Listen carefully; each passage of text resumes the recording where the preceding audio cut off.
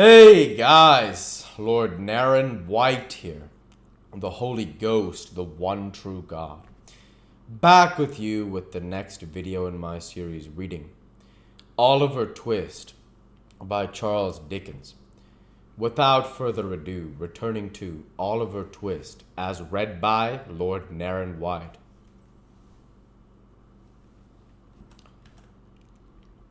It was a round table, and as Mrs. Corney and Mr. Bumble had been sitting opposite each other, with no great space between them, and fronting the fire, it will be seen that Mr. Bumble, in receding from the fire, and still keeping at the table, increased the distance between himself and Mrs. Corney, which proceeding some prudent readers will doubtless be disposed to admire, and to consider an act of great heroism on Mr. Bumble's part, he being in some sort tempted by time, place, and opportunity to give utterance to certain soft nothings, which, however well they may become the lips of the light and thoughtless, do seem immeasurably beneath the dignity of judges of the land, members of Parliament, ministers of state, lord mayors, and other great public functionaries, but more particularly beneath the stateliness and gravity of a beadle, who, as is well known, should be the sternest and most inflexible among them all. Whatever Mr. Bumble's intentions, however, and no doubt they were of the best, it unfortunately happened, as has been twice before remarked, that the table was a round one. Consequently, Mr. Bumble, moving his chair by little and little, soon began to diminish the distance between himself and the matron, and continuing to travel round the outer edge of the circle, brought his chair in time, close to that in which the matron was seated. Indeed, the two chairs touched, and when they did so, Mr. Bumble stopped. Now, if the matron had moved her chair to the right, she would have been scorched by the fire, and if to the left, she must have fallen into Mr. Bumble's arms. So, being a discreet matron, and no doubt foreseeing these consequences at a glance, she remained where she was, and handed Mr. Bumble another cup of tea. "Hard-heated, Mrs. Corney," said Mr. Bumble, stirring his tea, and looking up into the matron's face. "Are you hard-hearted, Mrs. Corney?" "Dear me," exclaimed the matron. "What a very curious question from a single man. What can you want to know for, Mr. Bumble?" The beadle drank his tea to the last drop, finished a piece of toast, whisked the crumbs off his knees, wiped his lips, and deliberately kissed the matron. "Mr. Bumble," cried the discreet lady in a whisper, for the fright was so great that she had quite lost her voice. "Mr. Bumble, I shall scream." Mr. Bumble made no reply, but, in a slow and dignified manner, put his arm around the matron's waist. As the lady had stated her intention of screaming, of course she would have screamed at this additional boldness, but that exertion was rendered unnecessary by a hasty knocking at the door, which was no sooner heard than Mr. Bumble darted, with much agility, to the wine bottles, and began dusting them with great violence, while the matron sharply demanded who was there. It is worthy of remark as a curious physical instance of the efficacy of a sudden surprise in counteracting the effects of extreme fear, that her voice had recovered all its official asperity. "If you please, mistress," said a withered old female pauper, hideously ugly, putting her head in at the door, Old Sally's a-going fast." "Well, what's that to me?" angrily demanded the matron. "I can't keep her alive, can I?" "No, no, mistress," replied the old woman. "Nobody can. She's far beyond the reach of help. I've seen a many people die, little babes and great strong men, and I know when death's a-coming well enough.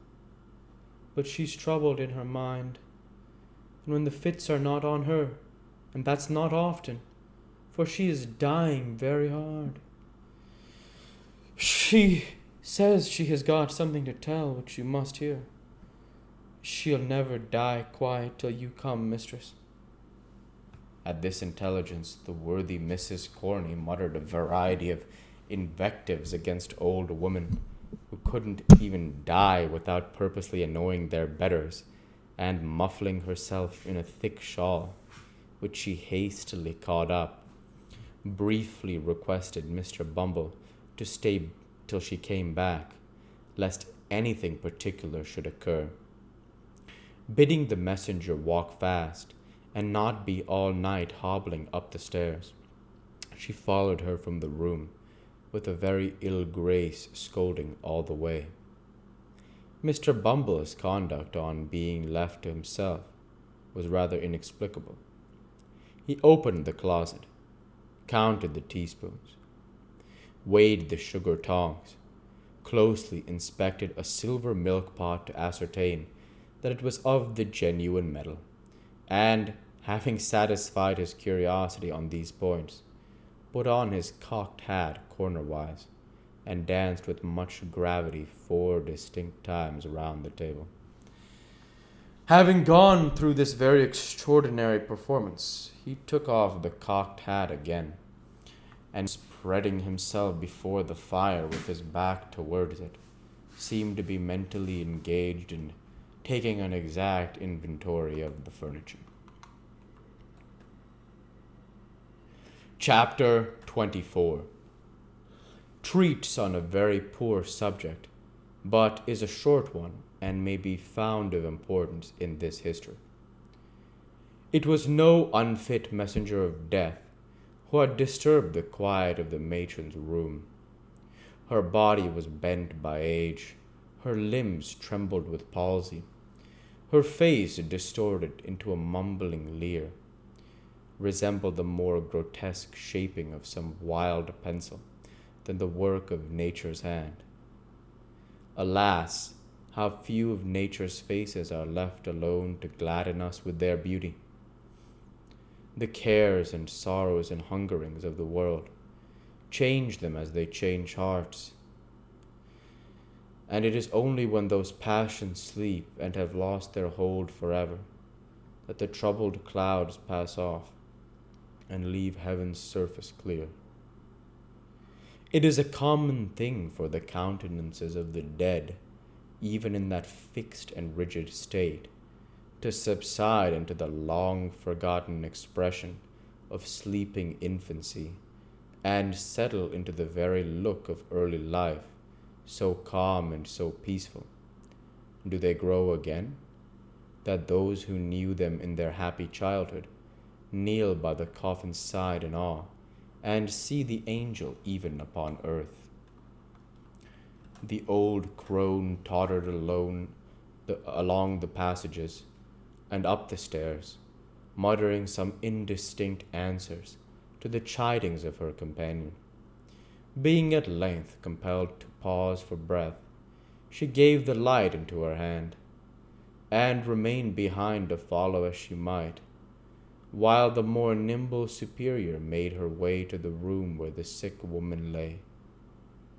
It was a bare garret room, with a dim burning at the farther end. There was another old woman watching by the bed.